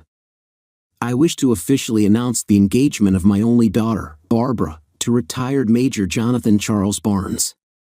She came home because Jonathan wanted our approval before he asked our daughter. My husband trained him and said he was one of the best he ever had. It took him no more than 20 seconds to give his blessing. As soon as he got it, he got down and proposed right in front of us." Everybody seemed stunned, but Mike said, "You're going to be my brother-in-law," repeating it as if he was trying to convince himself it was true. For the next hour, Barb introduced me to her extended family. She admitted it had been a long time since she had seen her family look so proud. And she was right, they definitely got me drunk. I had no idea how we made it back to the hotel. I couldn't remember half the night. I had to ask my future wife if I had made a fool of myself. She summed it up by saying, "You outlasted the other two guys." As I struggled to get out of bed, I felt rough. Barb said it served me right, and I swore to myself it would be the last time. During breakfast, Barb whimsically took a picture of her ring with her cell phone and texted Judy, sending her the photo as an attachment. She texted, You can call me Mom if you agree to be my maid of honor." Less than 10 minutes later, we were on a conference call with my 3 very excited daughters. They were all thrilled. We learned that James and Joan were dealing with the FBI on multiple levels and facing various possible charges. Their defense bills were climbing, and both of their careers were in jeopardy. James had DNA tests done on his 3 sons and found that they were all his. I guess all he was going through had created doubts in his own mind. It looked like their marriage was strained to its limit, and my 3 daughters felt it would be lucky to last another year. The money that funded it all had been traced back to James, who had it paid for through the trust, given legal authority to him after my faked death by Joan. It proved that their plans had started long before I caught them. Little did we know that in his warped mind, everything happening to him was my fault, and he still claimed he was being framed. Most thought he had lost all credibility. My trust, which had still not been settled, was now worth millions, and the lawyers would be fighting over it for months. I told them the court had put it into the hands of a trustee until the settlement came. The only problem we faced right now was that my 3 daughters wanted us to fly to New York for a family celebration. We agreed to come as soon as Barb's work schedule allowed it. All the girls were pushing for a date. I worked it out with the board, with my future bride's approval, to accept the position of CEO. Meetings would be held on the 2nd and 4th Friday of each month, with secure conference calls 3 days a week. I wanted to limit my time away from Barb. She had become my world. Barb started her first day at the hospital and soon fit right in. Working in the ER in a small town allowed a lot of free time, so she began taking courses to further her career. She worked 4 12-hour days one week and 3 the next. Her hours were from 6 a.m. to 6 p.m., so I made sure to have meals ready by the time she came home. Our friends got a kick out of how domesticated I was becoming. It made me wonder if they had ever had a clue about a bachelor's life. After her first 3 weeks, we flew out that Thursday night to New York so I could attend a press conference the following morning to announce my new position on the board. It was after that media event that I learned the court had ruled that all the changes made to my trust after the report of my false death were made illegally. The court ruled that I would have to pay James and Joan 19% of its current value, and if they wanted any of the personal property, they would have to buy it back at market value if I agreed to sell it. It was a huge blow for them. I instructed my lawyers to work out the details of the split, providing they got to keep their family home. After the conference, Barb and I went back to my parents' house, where we learned my 3 daughters and Stephen would be joining us on Saturday. Mom and Dad wanted to give their own version of a welcome to the family. Although she had the staff, Barb cooked the meals. We had one big problem to solve, where we would get married and how we could satisfy our friends and family. By the end of the day, with my parents' help, we decided to get married in Ohio and have a second reception back here with family and their friends, along with a gathering with the crew back home. After everything was settled, I would ask Barb's brother, Measly Mike, to be my best man. Judy was Barb's maid of honor, and Jean and Joe would be the ladies in waiting. Stephen and her other brother would round out the wedding party. We set the date for the last Saturday in December because it had always been Barb's wish to be a December bride. We had just finished a delicious family dinner made by my mom when there was a knock at the front door. When my dad returned from answering it, we were surprised to find my former wife asking to talk to me. My gut told me no way, and so did my parents.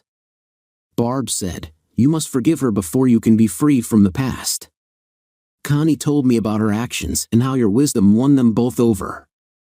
It's time you applied your own wisdom to yourself.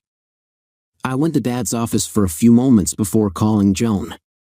"Joan," I said, "before we begin, I want you to hear the last words I heard from you years ago. I was sitting in the judge's office when he spoke to you. Pay attention to the tone of your voice and what you said back then. Just so you know, I just emailed a statement to CNN confirming that I was there when the judge recorded it, and I listened to the conversation via speakers while you two were talking." Joan's face went pale. She now understood that I knew the whole truth. The mass media had never played the entire conversation.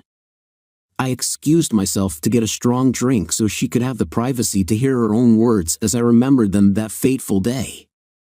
I returned with a scotch and water, listening outside the door until the conversation between the judge and her was finished before going back into Dad's office. Imagine if you can that conversation from my side as I listened to you deliberately write me out of my daughter's lives. Try to see it from my perspective, the cheating, the hurt, the pain, and the tears. Consider the price we all had to pay because you became my older brother's high-class partner. I have asked many times what James did during the 3 years he lived with us besides betraying me behind my back. What was it you famously told our daughter, that the story about their dad's death was sad but true? But we can be thankful because it brought Uncle James to all of you. I said this coldly, with a firm voice. Did you ever say anything in our relationship that was 100% true? Jennifer, Judy, and Joe have all heard the same thing. They have even seen the date it was recorded and know it was before my reported death. The result is that they are now questioning everything James and you ever said to them. Listening to that tape has forever destroyed any trust they had in both of you. I told her, time appears to have proven that I was nothing more to James and you than a tool for you to use for your own ends. When Jennifer found me, I knew I could not be the walking dead anymore. It was time for me to reclaim my name, my family, and my life.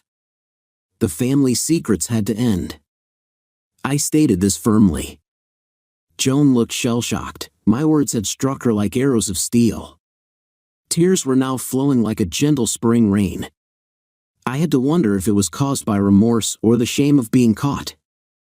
I got up from behind my dad's desk, handing her a box of tissues. Taking my drink in my hand, I left, saying I would give her time to gather her thoughts.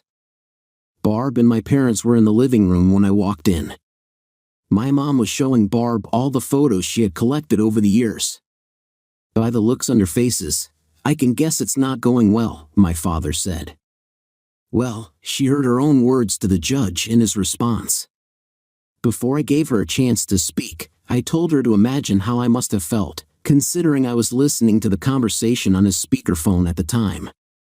I asked her a few questions, and she lost it, so I'm giving her time to collect her thoughts before we talk. I told her that her daughters had heard it all too and saw that the conversation had taken place days before my reported death. I pointed out that her own words had destroyed any trust her daughters had in both of them. I came out because I did not want to watch her tears. Are you okay? Barb asked me with genuine concern. Just stating the facts, I said. It has given me an inner peace I have not felt in a long time. The rage, the anger I once had is gone. I can now accept whatever comes. It looked like Barb was right.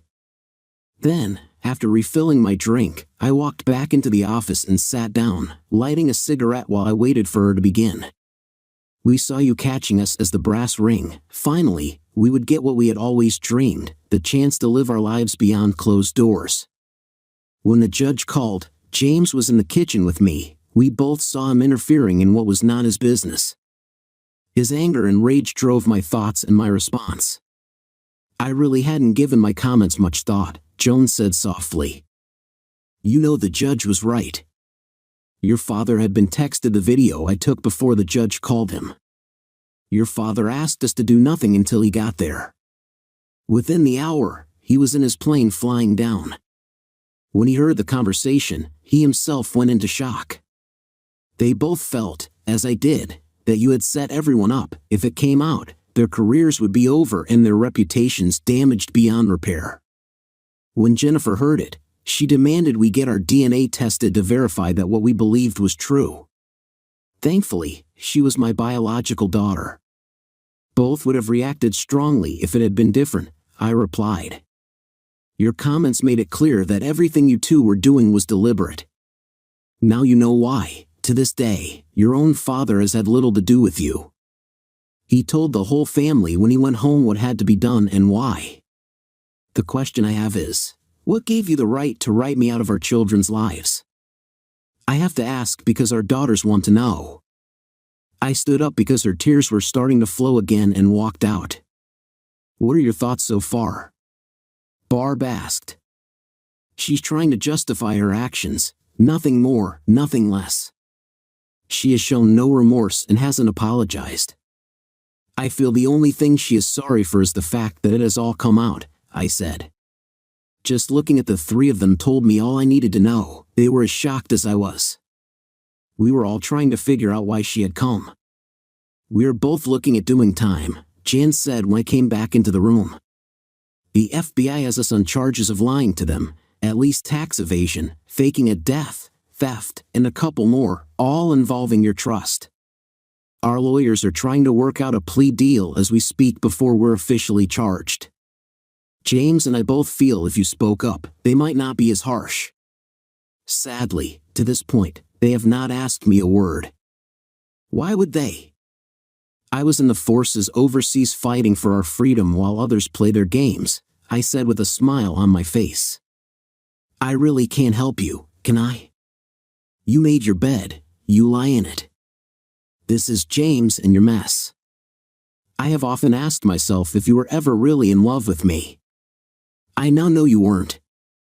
I guess you'll finally learn the hard way that there are consequences for your actions that money can't buy you out of. You haven't changed. I had hoped for you to apologize for what you had done, but you didn't. You came to try to save your own skin. It's always been about you and what you wanted, so please allow me the pleasure of escorting you out. I guess you'll both end up claiming it's not your fault. I could not stop laughing as she left the house.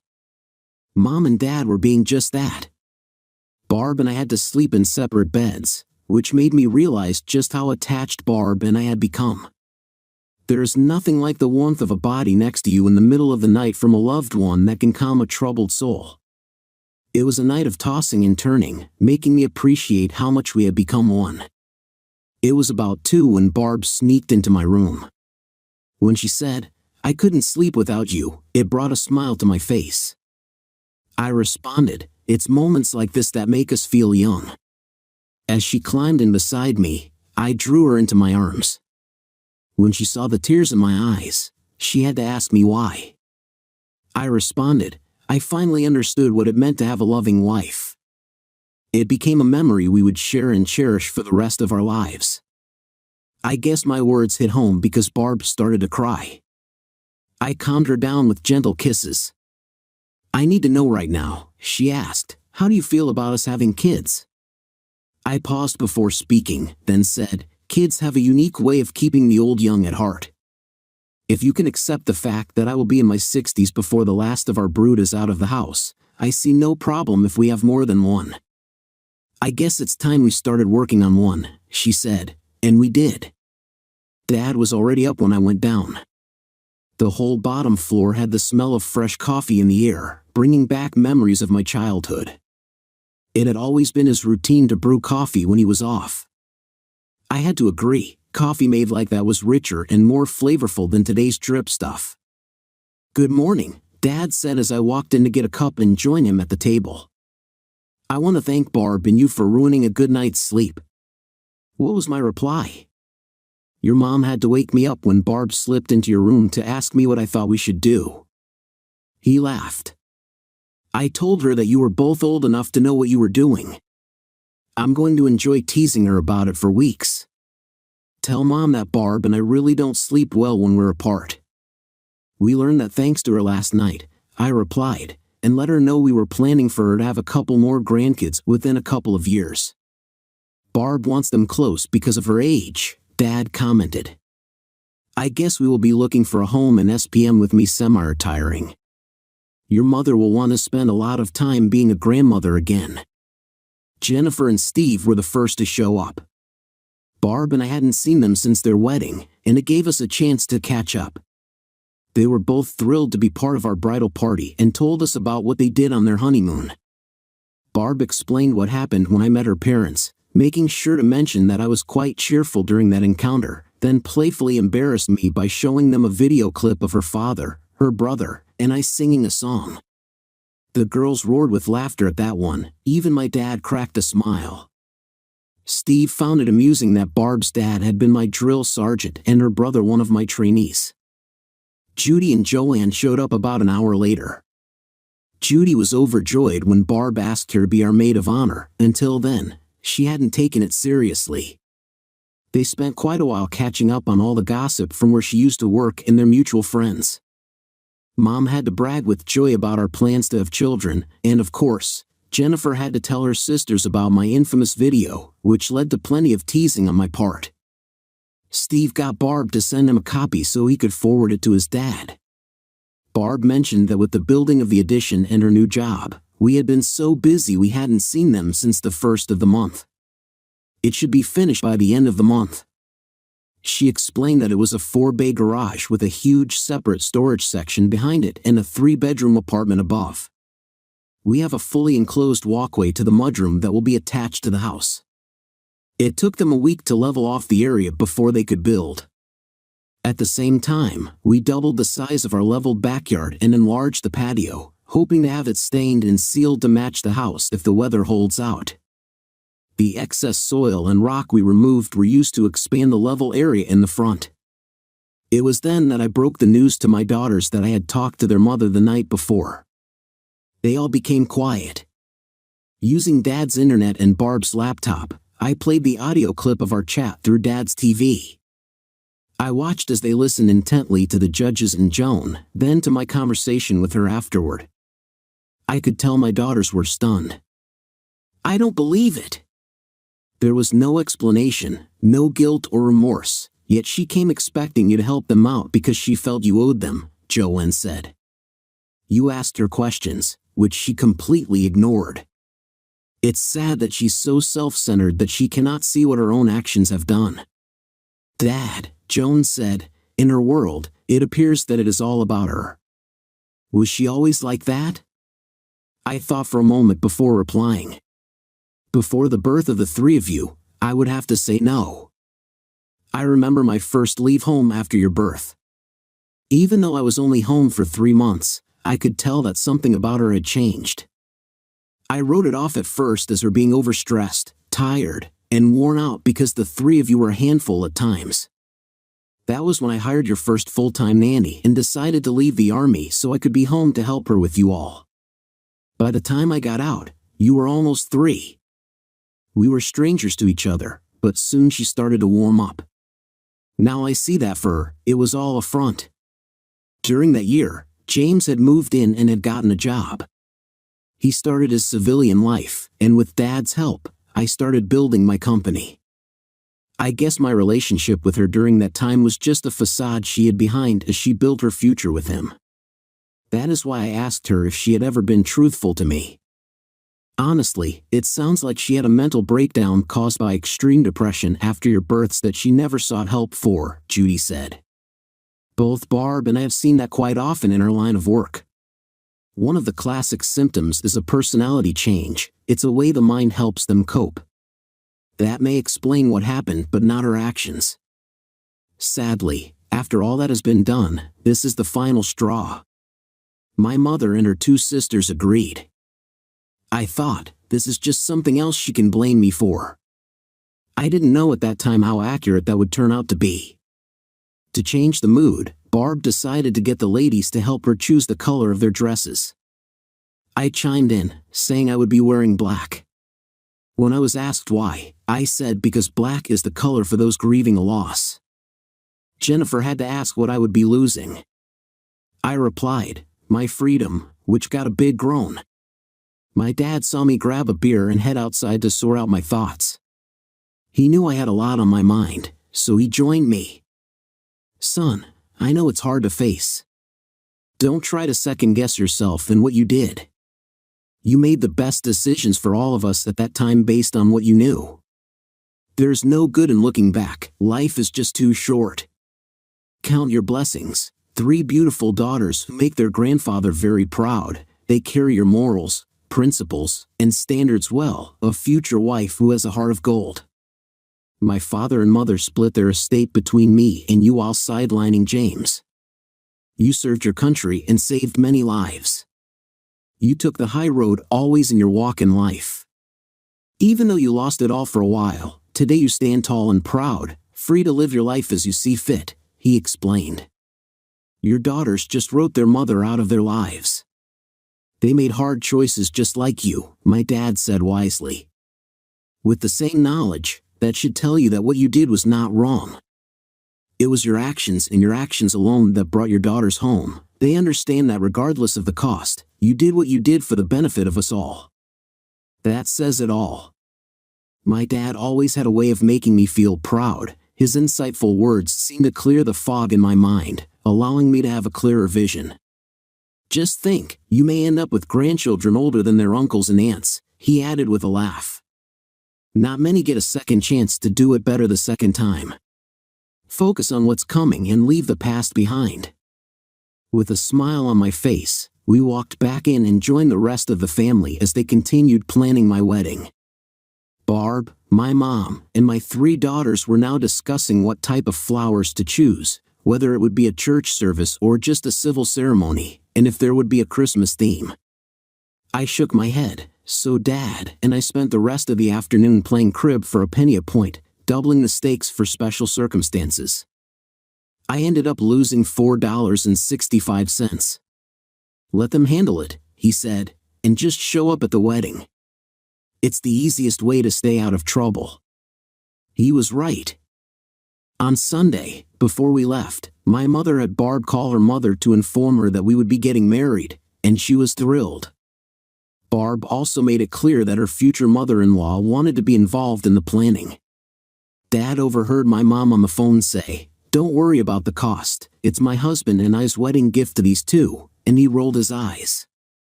The 2 mothers argued about it, but my mother put her foot down, and that was that. Ever since her teenage years, her close female friends had always called her Sarge. They did agree that everything had to be approved by Barb, which reinforced in my mind that I was marrying my mom's replica because Barb was the same way.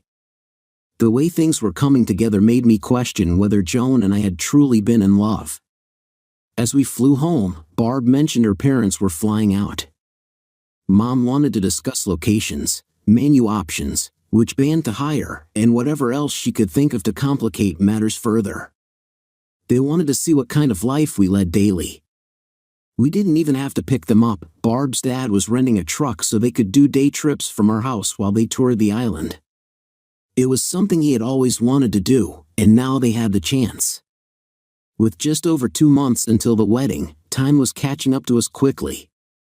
We returned home to find that the dive had burned down. So Tuesday morning found me sitting with the owner, who had no insurance and was not going to rebuild. I offered him fair market value for the property, and we negotiated the liquor license until we worked out a deal, provided the local council would approve it. Within 3 days, the mayor granted the approval, and by the end of the week, they began construction on the site.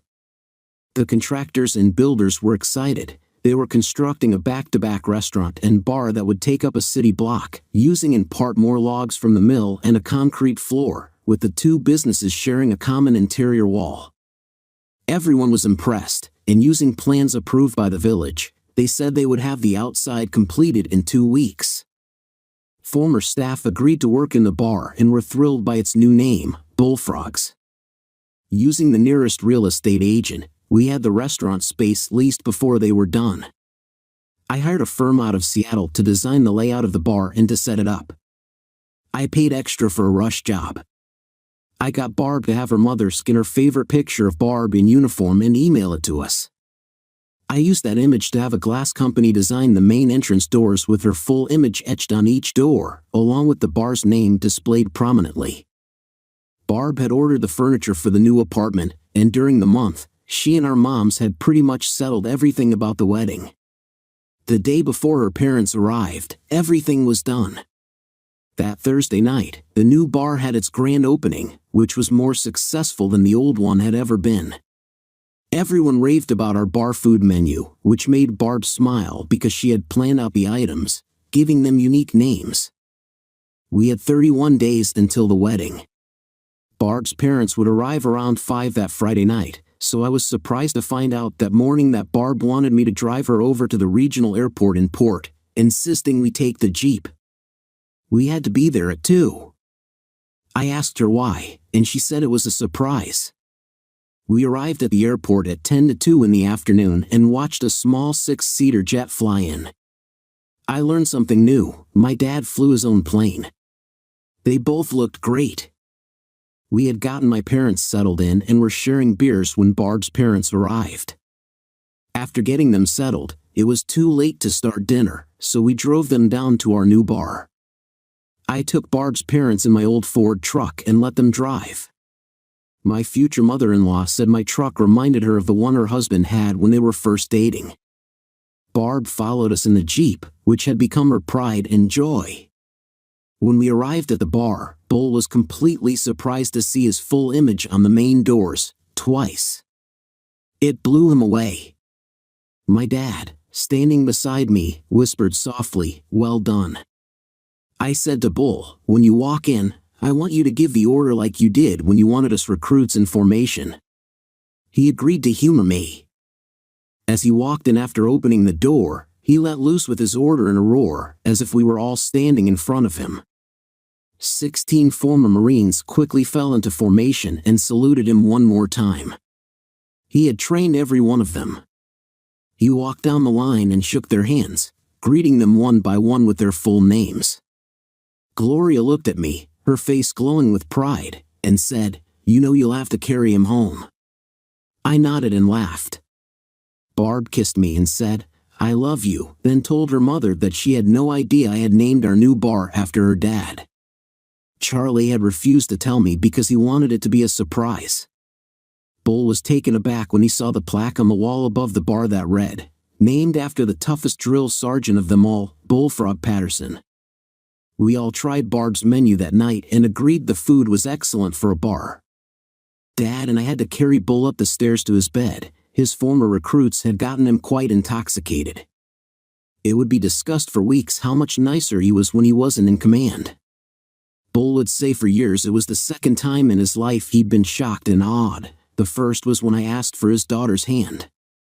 As my parents and I were relaxing in the living room, reflecting on the day's events, Gloria dropped the news that Bull was being pushed into retirement after 40 years of service and was at a crossroads in his life. Mike was taking over the family farm at the end of the year, and they were planning to move into town. Bull was taking it hard. He still had too much fire in him to retire. I looked into Barb's eyes and saw her growing concern. "You know, Barb," I said, "if he lived here, he would be the perfect choice to manage the bar." Gloria replied, "But where would we live? There's not much available." Barb, with a huge smile, said, "We have the in-law suite if Dad will agree to it. I should warn you, though, the thunderstorms here can be loud and wild." Her mom looked at her and said, "How do you manage them?" "Ever since you were a small child, when we had a bad storm, you would crawl into our bed." A smile came across Barb's face as she looked at me knowingly. "Charlie has helped me make them one of my favorite things," she said with a huge grin. My parents caught the inner meaning and both started to laugh. Over the next few days, as Gloria and Bull toured the island, my parents John and Silva spent their time looking for a new residence. We still hadn't disclosed our plans to Bull. Gloria wanted to see how he felt about the area before we made the official offer. The furniture finally arrived, and Barb and I were busy unpacking it and setting it all out when Barb noticed an official-looking car coming around the last curve in the driveway. We both went out to meet it. It was the FBI looking for me. They wanted to talk to me alone, but I made it clear that since I had nothing to hide from my future wife, I would prefer to talk with her present. So we found ourselves sitting at the kitchen table sharing coffee. The agent, who identified himself as Peter McCormick, had some troubling news. There had been 2 arrests last week. My brother James was under arrest for fraud, tax evasion, falsifying a death, attempted murder, theft, and third-degree assault on his wife. He had been denied bail. Joan had filed for divorce and was facing a bunch of charges herself, but she had been granted bail because of their kids. The problem was that an informer had come forward to disclose that James had been trying to gather information about who could be hired for a contract job and may have succeeded. They wanted my schedule and plans for the next 2 months while the situation was being investigated. I noticed Barb's face turn pale. They were taking this seriously because the trust had a clause that stated if I got divorced and died within 6 months of that date, my trust would be controlled by my former wife. Lawyers had agreed that until the trust was split and approved by the court, I could not legally change anything in it. Agents had been assigned to the area to investigate matters, and they made it clear that I could not change my daily agenda in any way.